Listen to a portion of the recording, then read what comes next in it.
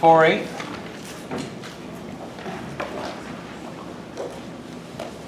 Individual investor portfolio.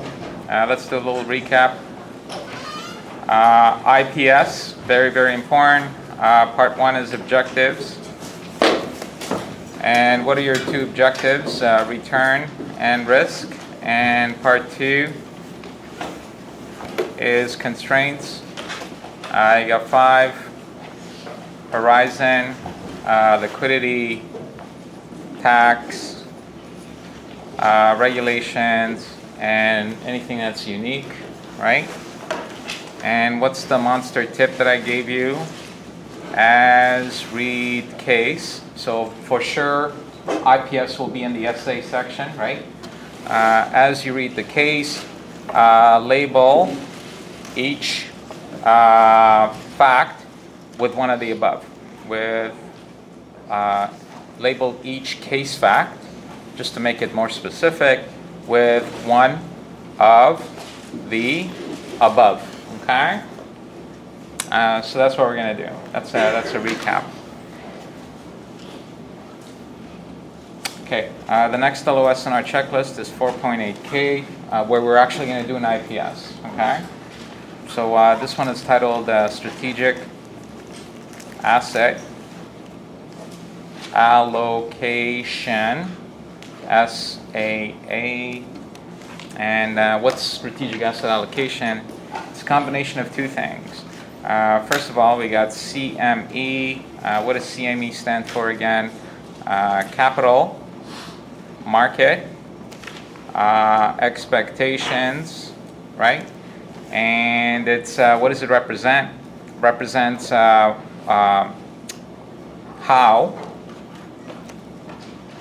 or what the manager expects performance of asset classes. So we've done that. You got CME on one side. So it's got nothing to do with the client. So this is nothing to do with the client. Nothing to do with the client.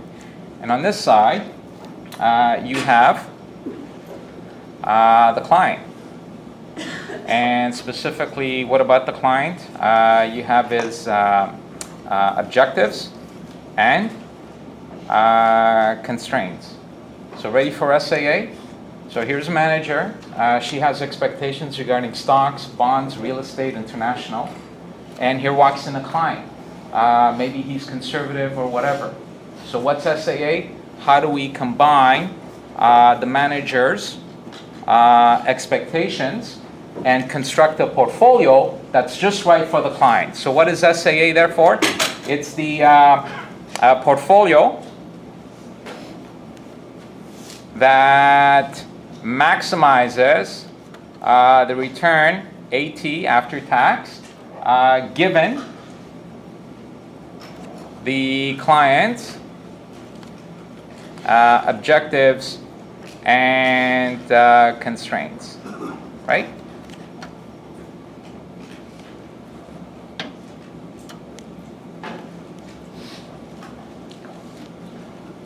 So see the max return, where's that coming from? From the CME. And given the client's, so pick for a given level of risk, i.e. For a given level of risk, what does SAA do? SAA maximizes the return specifically after tax, okay? Okay. So now we're going to do an example.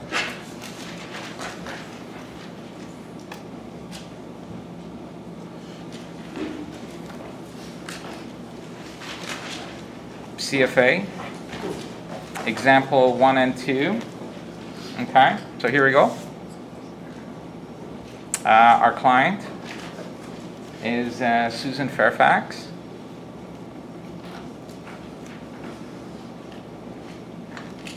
Okay, and so remember, as I indicate facts, we're going to label them. Okay, so first fact, she is the CEO She is the CEO of Reston Co. And it's stock listed on NYSE. Okay. So here we go. Ready? Label it. What's our menu? Our menu's here. You got 7 things. So which one do you think? She's the CEO of a publicly traded company. I'm thinking maybe this is more of a regulatory thing. Because what do senior officers of public companies have to do? They got to watch their trading. They got to disclose, right? So I'm going to label it. I'm going to say this is sort of going to be regulatory. Why? She has to disclose everything. Must disclose trades in the company, Reston. Okay? So do you see that? I'm not going to read the whole case first. I'm going to dissect it one by one. What's the next fact? She is single. Oh, so no dependents. What are you guys thinking? What's this going to affect? Well, liquidity, no. Risk. Risk. She has no dependents. So can she afford to take more risk or less risk? More. Thank you. So no dependents, therefore can afford to take more risk. So this one's a risk thing. Maybe I'll circle these. Maybe I'll circle the labels, if you will. What else do we have? She's 58 and she wants to retire at 65. This one's almost a giveaway. What are you thinking? Horizon. Bingo. Horizon. Now, guys, here's the thing with Horizon. Here's a monster tip. Horizon. Tip. Horizon is directly related to liquidity and risk. So if your horizon is long, do you need liquid or illiquid assets? E-liquid, right. It's linked. So tip, there's a link between horizon, liquidity, and risk, and actually return. What specifically what? Longer horizon, which means we can buy less liquid assets. So there's horizon, buy less liquid assets. Now, why would you want to do that? Because they offer a higher return, but they come with higher risk as well, right? So higher return, return. And however, they do have a higher risk, okay? What other facts do we have here? She has no debt. So that's something interesting. Definitely an advisor would want to take that into account. Which of those labels do you want to slap here? Tax? How do you link this to tax? I'm thinking she's got no leverage. I think leverage. I'm thinking risk. So she's got no leverage, which means can she take on more risk or less risk? More risk. Yeah. If she came to our office and she had a huge mortgage, we'd say, whoa, we better take it safe, right? So she's got no debt, therefore greater ability to take risk. So I'm going to circle the word risk, right?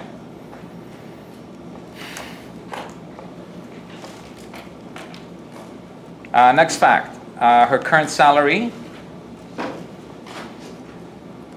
is equal to $500,000, and it is inflation indexed.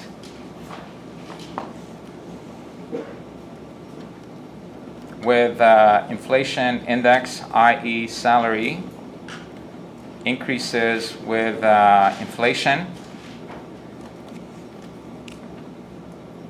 And the other thing is her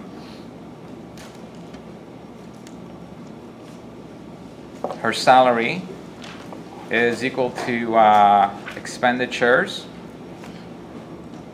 which means what's her savings? Annual savings.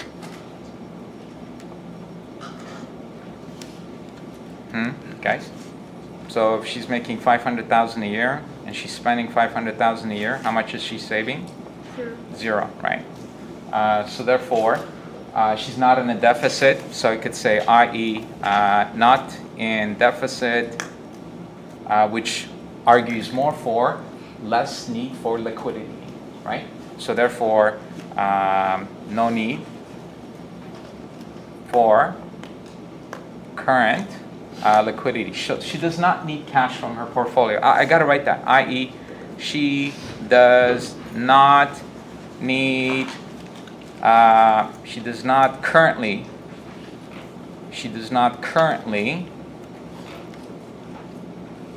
need cash flow from portfolio, right? So we have to take that into account, okay? She's got no company pension.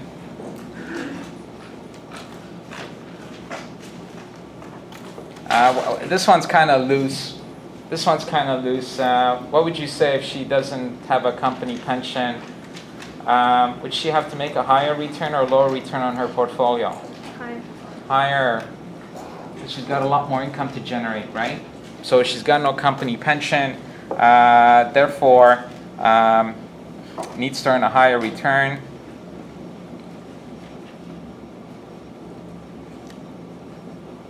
Right? To make up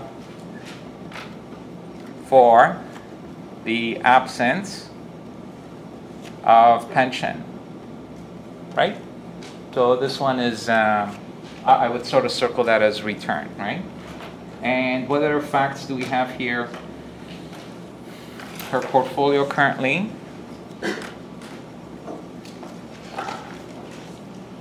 she's got 2 million in short-term securities. So for example, T-bills, etc., right? And she has 10 million in Reston stock with cost basis equal to 0, i.e. it was granted to her, it was a stock grant, so she paid nothing for it, i.e. she paid nothing for it, so it must have been a stock compensation. So it must have been a stock compensation. So the firm just gave her 10 million, okay? Now, what is what label would you attach to this? Now, I should advise you, not every sentence is going to be linked to one of those IPS components, okay? But this one is. She's got a $10 million asset. Her cost basis is 0. If she sells it, what's the difference called? Capital gain. And that's going to trigger tax. This one's a tax issue. So therefore, she has a pending capital gain tax liability. Okay, so I'm going to circle the word tax. So if there's a tax question on the exam, I'm going to come straight to that fact and talk about it. Okay? And now she wants to hold it until she retires. Actually, what's another thing? Yeah, actually, check it out, guys. What's her total portfolio? Reston. And total portfolio, what's her total portfolio? 12. Right? And I have this number somewhere. Okay. What's going on? What's this 83? Very concentrated. So slap it to a label. Which label do you want to slap it? Risk. That's too much risk. It's a highly concentrated. So portfolio is highly concentrated.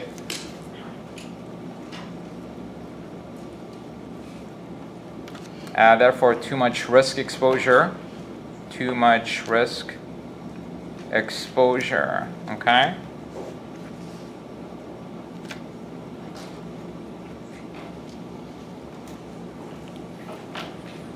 Okay, another fact, she has a tax rate of 35%. Wow, this one's easy, right? Tax. But what's another factor we want to attach this to? If you had to pick another label from the IPS, which one would it be? What's that? Return, right? Because what's going to be important to her, before tax return or after tax return? After tax, right? So the other thing is going to be return, because return is the most relevant return is after tax return, right? It's what ends up in our pocket. And the other factoid is inflation is 4%. What do you think that's going to affect? Guys, actually, if I can make this complete, ultimately what does matter? This wasn't actually complete. Real return. What? Real. Real.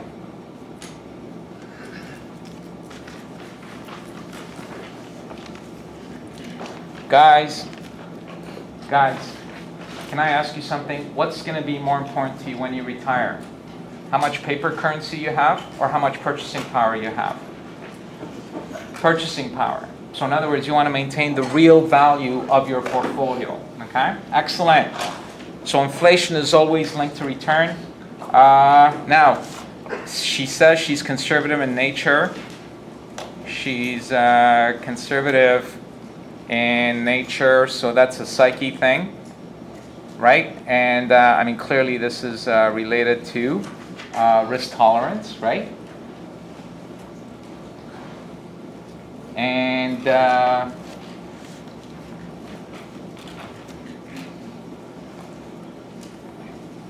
she's looking to earn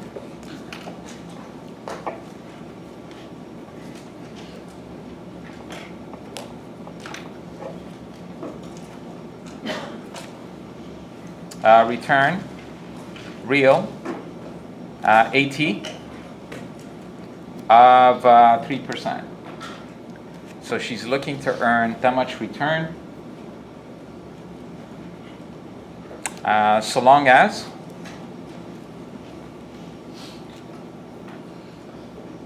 maximum nominal loss within a 12-month period does not exceed 10%. And so this statement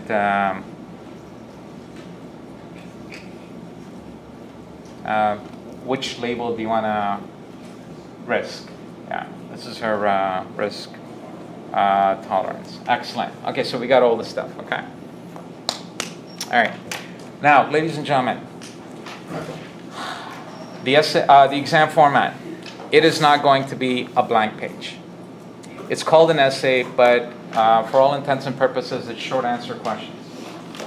All right? So they're not just going to say, here's a blank page, put something together. So there might be part A that says, discuss her return objectives. So that's what we're going to do. So we're going to say, okay, so I'm going to put a break line here. So I'm going to say, discuss return objectives.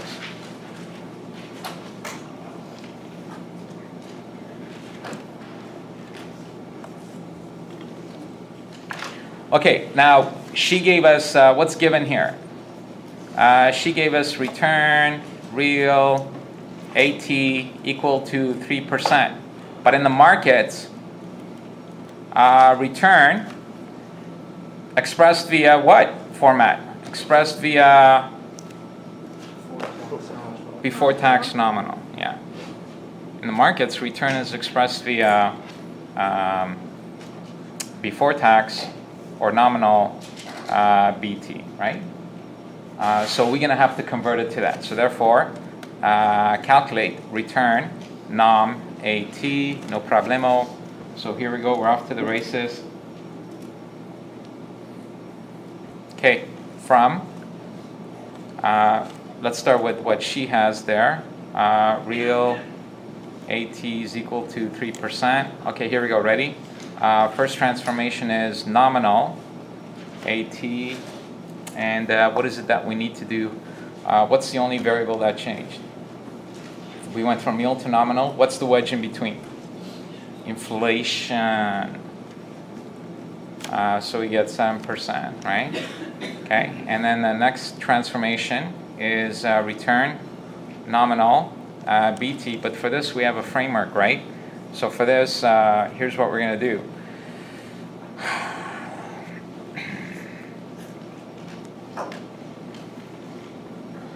From net is equal to gross, 1 minus leakage.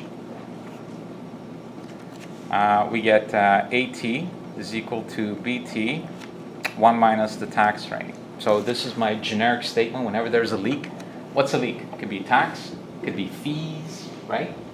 So that's the generic. So then we plug in the numbers. So what do we have? We actually have the AT. So let's just solve for BT right here.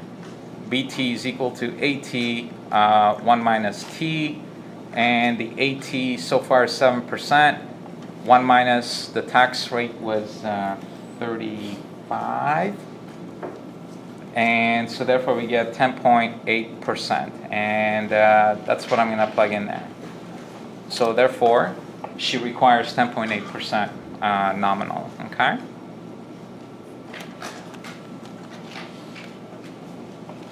Nominal before tax, that is. And this would be, therefore, she would require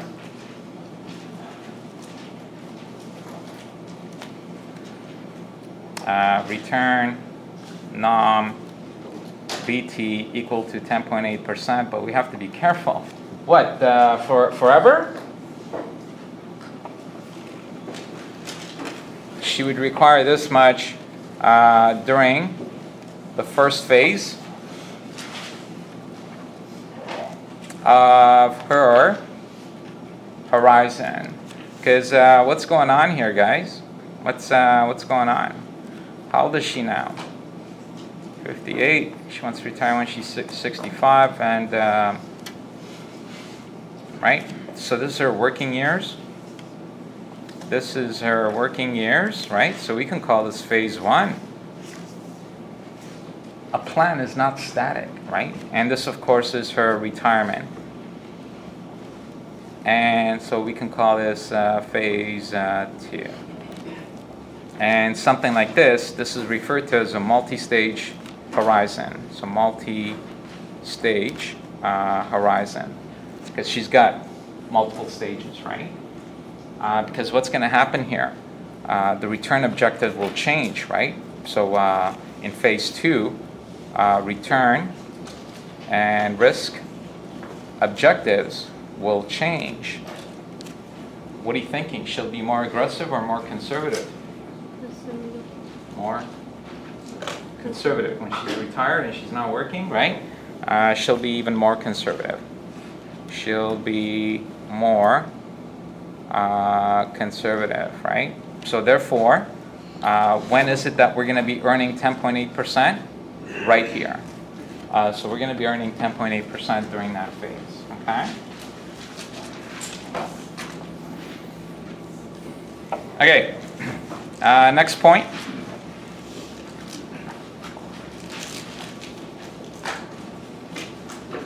To maintain her current lifestyle,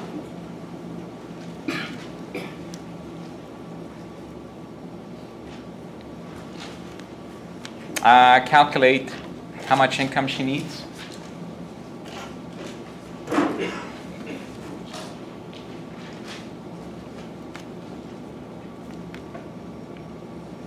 From portfolio when she retires. So how much, calculate the income she'll require from the portfolio, right?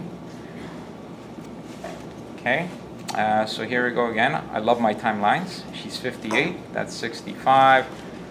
Please describe her current lifestyle with a number. What's that? 500,000.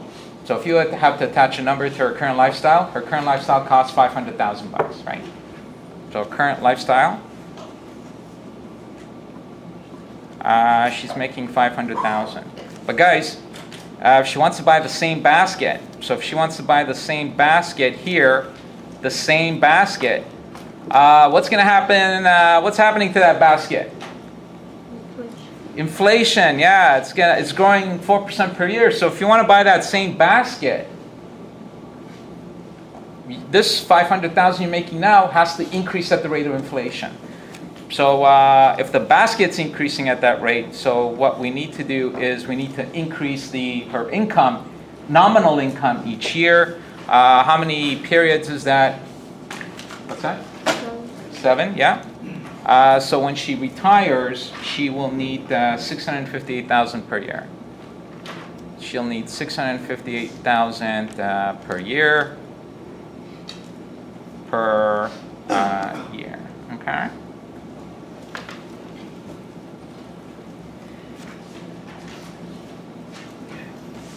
Next point.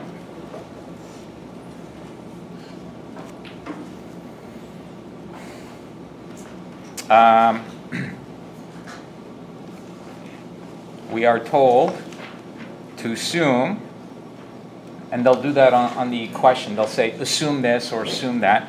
We are told to assume that the nominal value of Reston stock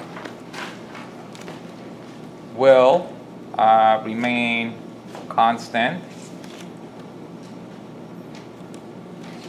at $10 million till retirement. Okay? What's that? Okay, so the point was she can't sell, right? But that's not tied to this question, right? So we have to compartmentalize our thinking, right? So that could very well be another subject matter. So whether she can sell or not, it's not directly linked to the value of her stock, right? So whether you hold the stock or whether you sell it, it's not going to, it won't change its value. Okay, here we go. On the other hand, but assume her short-term securities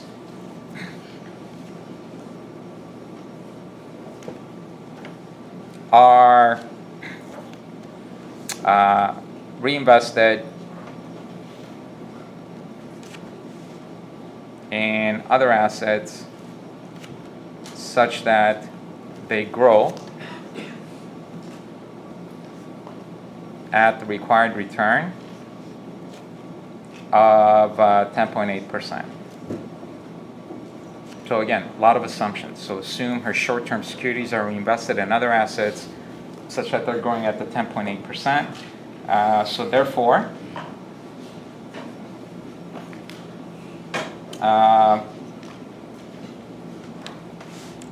calculate value of this segment of portfolio at retirement. So value of this segment of the portfolio at retirement, right? And we want to sort of do this 2 steps. What's the growth rate? So this is growing at. So what rate are these assets growing at? They were short-term securities. So the 2 million is growing at what rate? What's that?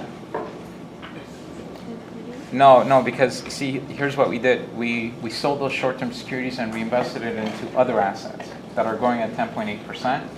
But here's the thing. There's no indication that this is a tax-sheltered account. So each year she'll have to pay tax, yeah. So this thing's growing at the after-tax rate, right? She has to, i.e., she has to pay tax. Has to pay tax on earnings each year, right? She has to pay tax each year, right? So it's growing at the after-tax rate. So let's see what this is going to be.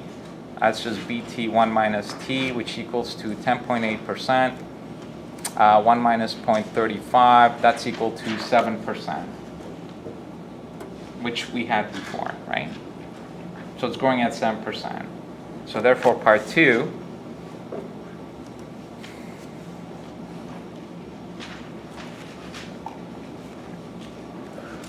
she's 58 here, 65 here. Here's the assets that were worth $2 million, and they are growing at 7%, and therefore by the time she reaches age 65, it'll be worth 3,211,500. So that's the 2 million portion, right? And at the same time, actually, yeah, we'll just leave it right there for now. Now we're going to look at 2 cases. So actually, you can even put a break line there. Okay, so we're probably on part D on the exam question by now. All right, so it's not continuous.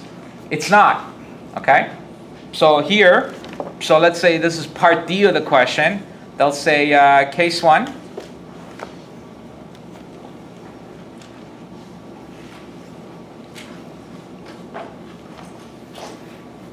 She does not sell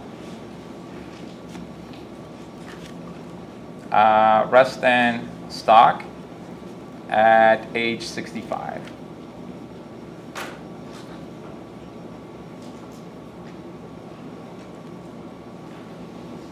Okay, so let's see what happens.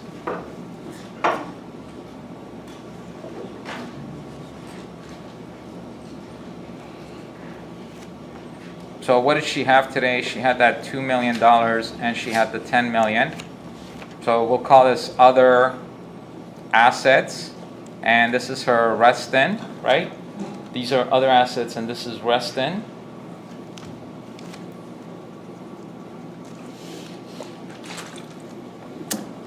How much is the $2 million worth? It's 3,211,500. And what were we told about Reston? She's not going to sell, right? But we were also told that its nominal value will stay the same at 10 million. So what's her total portfolio? So value of her portfolio is 12 million here, and here's going to be 13,211,500. So that's how much capital she will have. Okay.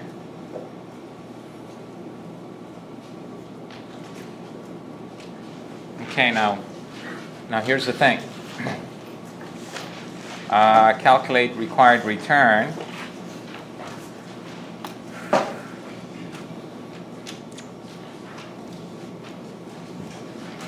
At age 65. So what's her income required at 65? And what's the value of her portfolio at 65? So how much income does she require at age 65?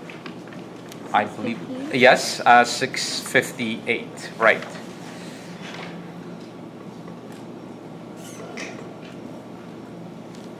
And how much will she have at age 65? 13,211,500, and this will equal to 5%. Okay. Now we have to label this 5%. Remember the different formats. So first of all, is it before tax or after tax? You know what? Maybe I'll just do it nicely here. Okay. So her required return. Her required return is 5%. Now, what are the two dimensions? Is it nominal or real? And the other dimension is it BT or AT? Let's do the tax thing first, right? The 658. It's before? Wow, how'd you get that? I'm curious. You're just smart, right? But teach me, tell me, how'd you get it? How'd you know it was BT? Because on the exam, I want to make sure you guys get it bang on, right? Okay, this is the tactic I want to show you. Where'd you get the 658 from? Trace it back. 500. What was the 500? Her? Gross income. gross income is before tax. So you trace it backwards. There's no guesswork. So it's BT. BT, because the 658, if you work backwards, was derived from 500, which was her gross salary. Outstanding. Okay? Now, I talked about this last class. Okay? What is the point of analysis here? At age 65. So fast forward. So I'm asking you to fast forward at age 65. Any dollar amount at that point in time would be considered as nominal or real. So if we're standing here, any dollar amount at that point would be considered as real. Real. That's real. So it's real. Because this is the income she requires. So the income is denominated at the same point, or as of the same point as the value of the portfolio. In other words, the 658 is what she would need to earn right there at that point in time. So at the instance you give her 13 million, she needs to make 658 right there and then, because it's all happening at the same point in time. So it's definitely real. So now on the, maybe they'll ask us to, they'll say, okay, in that case, can you transform that into required return? This is the standard. And what did we say? Where's our in-house expert on the default? What is it? Before tax. Before tax? Nominal. So a required return, BT, nom. And you guys said that's BT real, so the only thing I got to do is what? Take that 5% and add? Add 4% in the inflation. Excellent. That's the real. And that's your inflation. And that gives you the nominal. So specifically, that's your real BT. And you're just adding inflation, so that's 9%. Okay? Now, here's the thing. Guys, this is kind of important. I don't want you to look at this as just a mathematical expression. You have to develop a deep-rooted understanding as to why she needs to earn 9%. Ready? Here we go.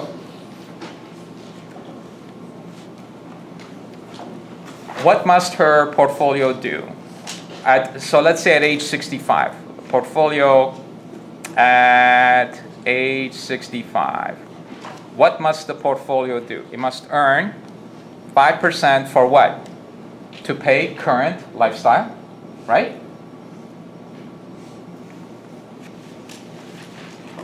Why do I need to make 5%? So she can make her 658, which is her living standard. Earn to pay for current. When I say current is as of what? Age 65. So to pay for her current lifestyle expenditures. Right? If the portfolio is making 5%, it's right there. Look, work backwards. Here's the portfolio. If it makes 5%, it's just enough to pay for her basket. Maintains her lifestyle. But what's the other thing the portfolio needs to do? Maintain its purchasing power, which means it's got to increase that rate up. Or it's got 2 jobs. Your portfolio has 2 jobs. What are the 2 jobs? Pay for your current expenses and at the same time keep up with inflation. You can't memorize that. You gotta have a deep-rooted understanding why that's so important. Because if purchasing power decreases, your client's lifestyle in the future is going to be diminishing.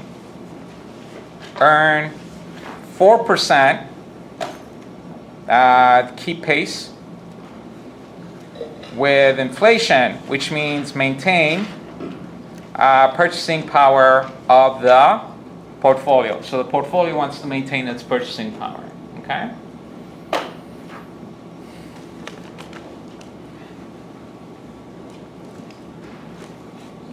That is awesome. All right, let's look at case 2.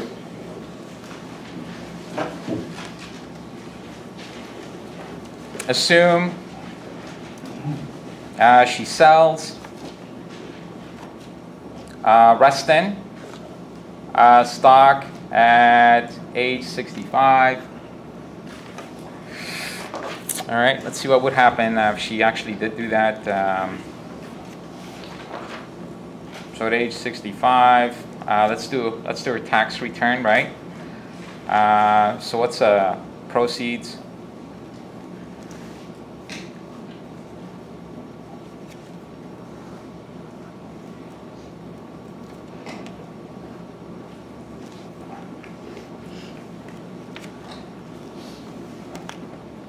How much does she make?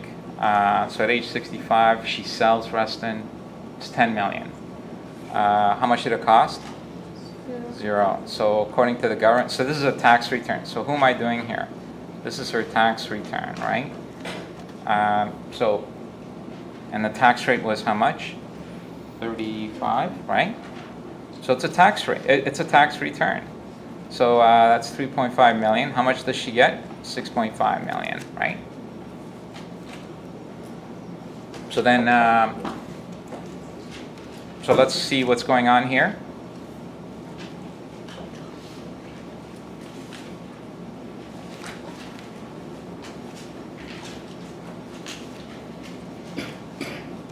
Other assets.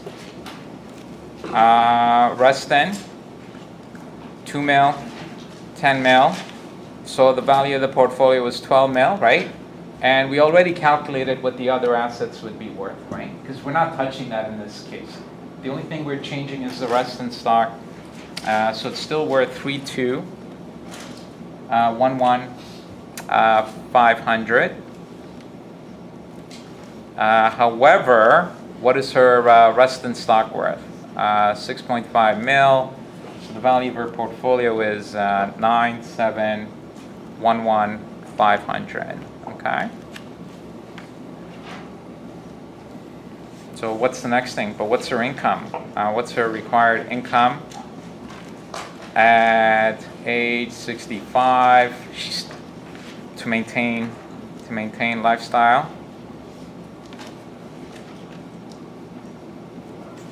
She still needs the same amount, right? Which is 658,000, and therefore now we're going to calculate required return. We're going to turn this into percent. So therefore required return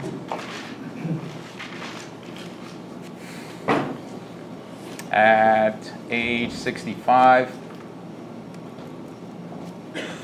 So how much income does she need at 65? And what's the value of her portfolio at 65?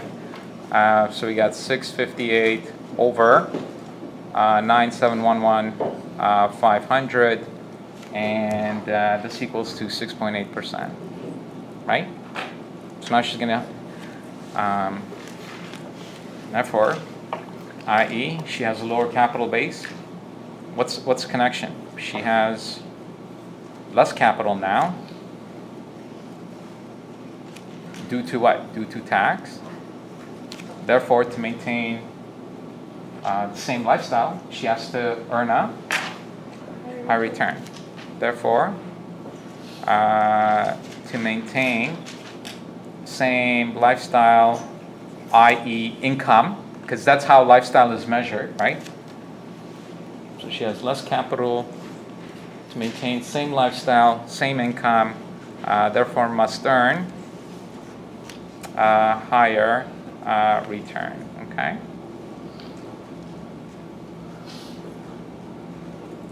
This is the pace on exam day. You do not have the luxury to stare at the ceiling and have deep thoughts. All right?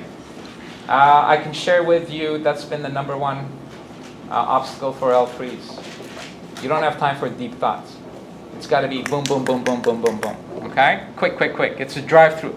Think drive-through, not fine dining. It's drive-through, right? Okay, you know what? On that note, in reality, do you know how long it takes to put an investment plan for a client like this? Weeks. You only have 18 minutes. In other words, Never seek the perfect answer. Just populate this thing, pepper it with legitimate answers. That's how you play this game. You're not going for a perfect answer. You never will get a perfect answer. I'm sorry, I gotta build on this. This is an amazing opportunity. Same thing when you start doing the mocks and you look at the CFA solutions. That is not what you're expected to provide on exam day. Those solutions have had no time constraints, so they're very elaborate. They go deep and deep. You're doing this point. Okay. All right, just keep that in mind. Okay, we'll talk more about this later, but this was a great opportunity. Focus. Who is this 6.8% again? This is a great opportunity. Remember, we have 2 dimensions. NOM, real, versus BT, AT. This is what? Before tax or after tax? Well, the 658 is before tax. And what else? This income needs to be earned right at that same point. So any amount, any income measured as of today is real. It's today's dollars, right? So it's also real, okay?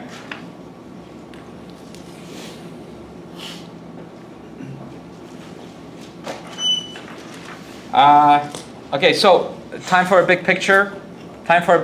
So what's going on here? This is her required return. This is good actually. This is required return. BT NOM. She's 58, 65, and I think we all know what that question mark means, right?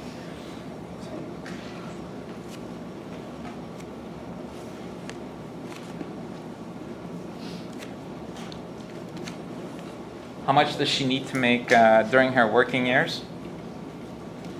10.8%. We calculated that, right? Right? It was 10.8. Yep. Okay, let's move on. But when she gets here, she's got 2 choices. This is no cell, rest in which case she would require how much? Oh, hang on, I'm sorry, oh boy. Okay, yeah, 9%. So I guess we needed to do an adjustment. Therefore, what would be the return? NOM BT. So the only thing we would have to do is 6.8 plus 4, which would also be 10.8%. That's a coincidence, guys. That is a coincidence, okay? That is a major coincidence. Oh, that's bad.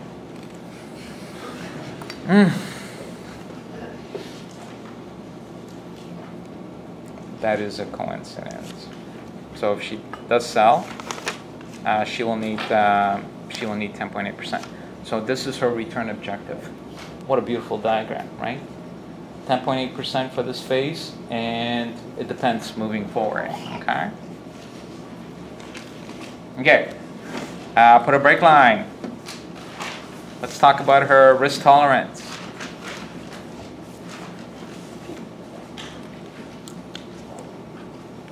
Okay, risk tolerance has 2 components. What is it? Ability. That's based on abilities based on for a quick fix. Abilities based on financial strength. Okay. So she's wealthy, right? Let's see, she's wealthy. So remember when we read the facts, we labeled them. She was single. No dependents.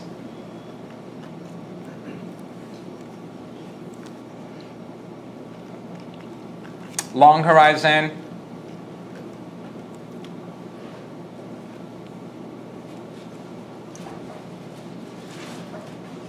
Now wealthy, you know what, if you want a little more points, wealthy is very a loose term. You're looking at 2 things. Her net worth and her income. So her net worth is high. So they're two separate things. Why are they 2 separate things? One is a balance sheet thing. You know, what's your net worth, which is assets minus liabilities equal to equity. The other one is an income statement thing. It's how much income are you making, and this is periodic, right? So that's why we like to point out both separately, okay?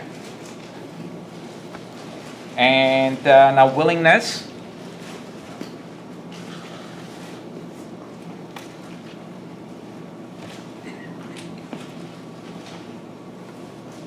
Willingness, again, for a quick fix. What is it that we want to put here? Psyche, yeah. It's so if you read those behavioral finance readings, hey, each of us is genetically made up differently, right? I could be conservative, you could be aggressive, right? It's just in our psyche, right? So what evidence do we have? She's very conservative. She's indicated she's conservative. She indicated she's conservative. And now if I ask you for quantitative proof, we actually did label it. What's the most loss she could sustain? 10? That's not even a sneeze in the market, right? 10% loss in the market, no one even pays attention to that. And here she is ready to pull the plug. So that's our evidence that she is not very risk tolerant. So maximum loss tolerable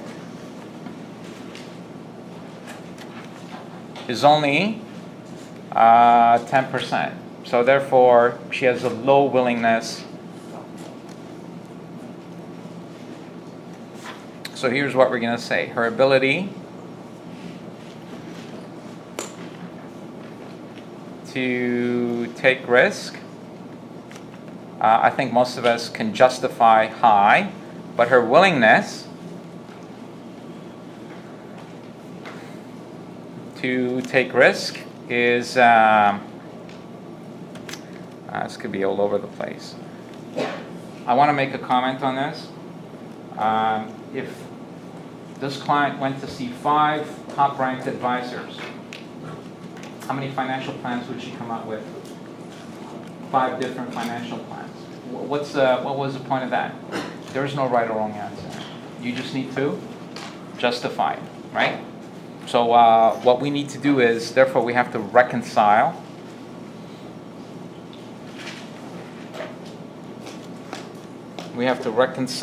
between the two, between ability and willingness.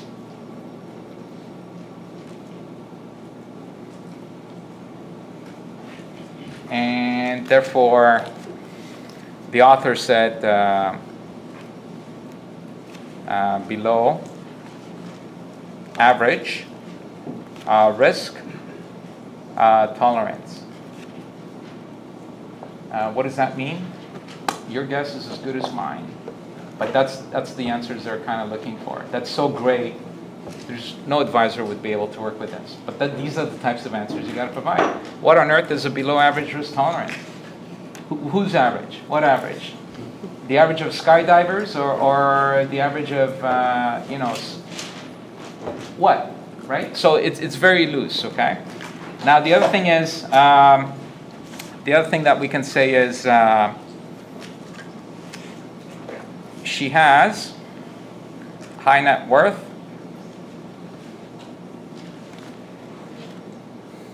Therefore, sufficient to sustain her. Where's this going? Do you need to take a lot of risk? Like, you already have 12 million in capital. Do you really need to take a lot of risk to generate income? Yeah, you're comfortably above the average. So why do you need to take more risk, right? So she has high net worth sufficient to sustain her, therefore, no real need to pursue high risk, high return strategy.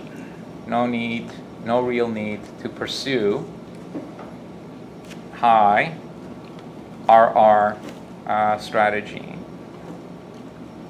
Okay, risk return strategies.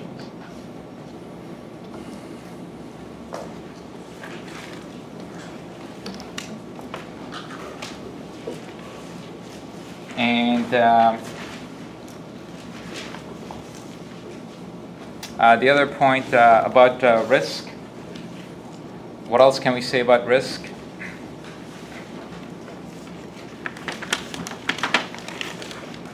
Advise her on how she can manage her current risk exposure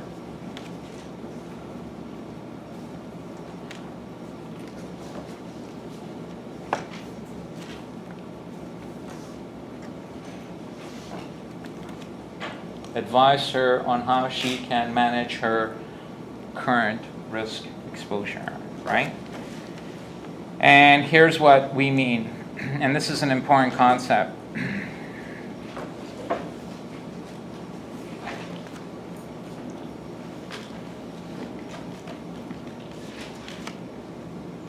Where's her employment income coming from? Where's her employment income coming from? She's the CEO of Reston, so it's all coming from that. Where's her investment income coming from? Reston, or 83%, right? So we calculated 83% from. This is a ticking time bomb, and it's happened before. Employees buy their employer's stock. This happened to Enron. You guys, this Enron ring? Well, a lot of these big corporations that went bankrupt, a lot of their employees bought their employer's stock because the employer gave them incentives. You know, you pay half, we'll pay the other half. Buy our stock. So when these companies went bankrupt, not only did these guys lose their paycheck, but their portfolio dropped by 80-90%, right? So she's got too much exposure. So therefore, obviously we can't tell her to quit Reston. So where can we advise her? Not on the employment front, but on the portfolio front. So too much exposure.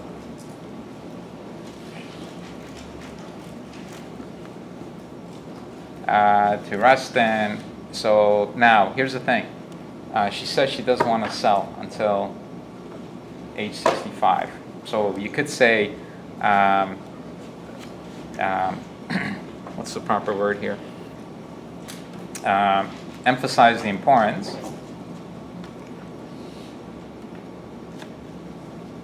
of diversifying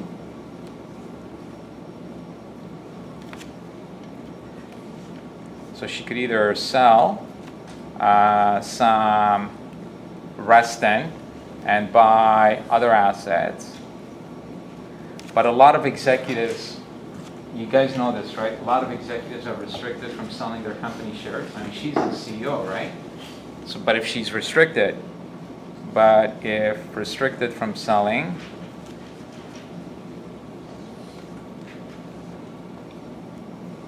okay?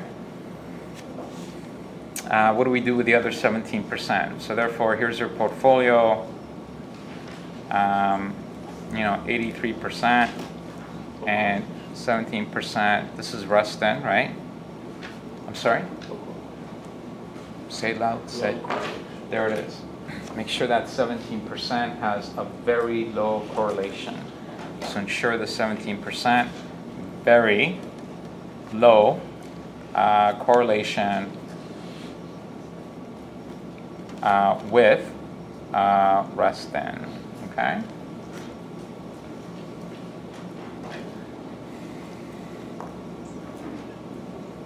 Oh my God. Guys, I know it's not in this chapter, it's in the next one.